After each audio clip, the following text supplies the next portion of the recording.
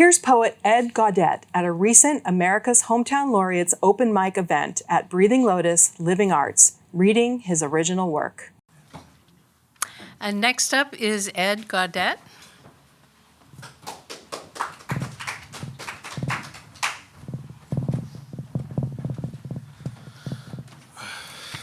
All right. This place has an unbelievable, the space has just a beautiful sense of peace and what you created here. It's wonderful. I read a lot of haikus, which you probably don't know because I never read them, but I'm going to read one today because I found it and I thought it was funny. Not funny in a strange way, but it's called Camp Haiku.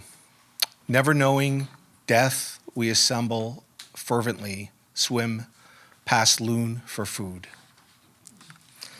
Just remember when you were in camp as a kid and you had your swimming lessons and you had to swim in order to eat lunch? Those damn Nazis at camp. All right. This one was appeared in Burning Word in April of this year. It's called A Romance Tonight. In the crisp death of summer, a cat falls from a broken branch.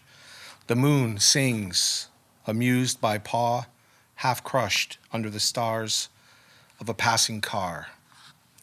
Vacant children drive purposely through the blaze maze of gilded cul-de-sacs, scattered with condoms and crushed fireball nips, numb to clouds adulting overhead. Outside the bar, a couple try to kiss for the first time. On the fire escape, some woman hums anxiously, sweeping. Waiting, I stare into my scotch as the glow from an RCA television and smells of ammonia suffocate the pub. Above the bar, the moon reflects a rooftop coop.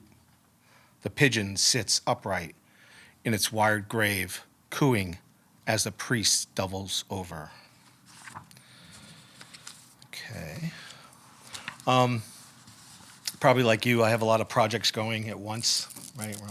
I'll have a little ADHD to us. This one I started at the onset of the pandemic, which was a small project to write a poem for every year of my life. And I'm 60 this year, and I've got to 10. So I'll read two. One was picked up will be soon to be published in a recent journal, and one has not.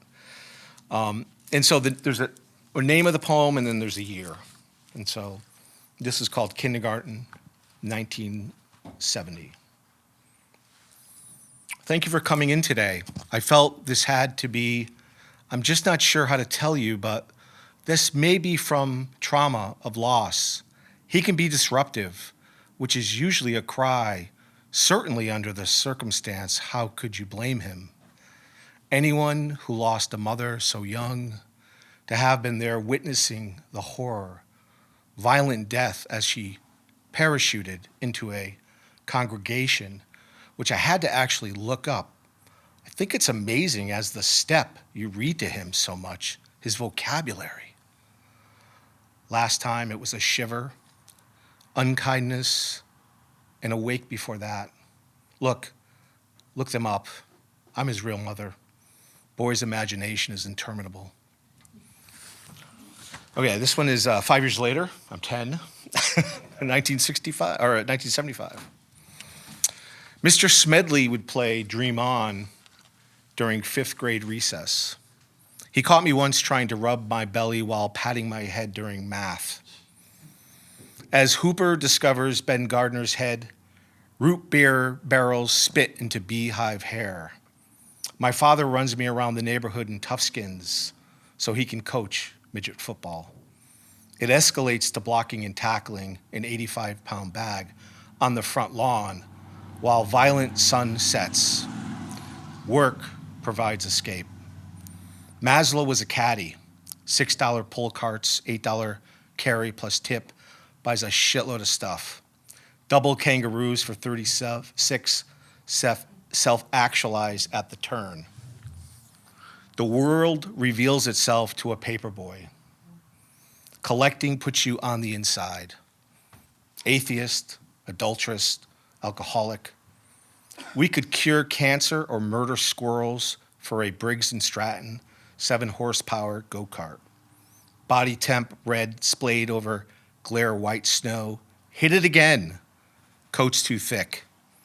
How wondrously supercilious and fractious. I deliver papers and I shoot squirrels. Thank you.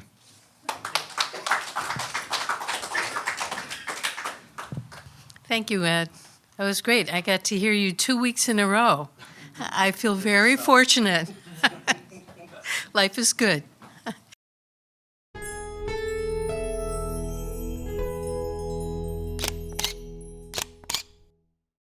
Hi, we're so glad you stopped by. If you'd like to support Community in Action through media, please consider donating to the local scene. The QR code will take you where you need to go. Thanks, friend.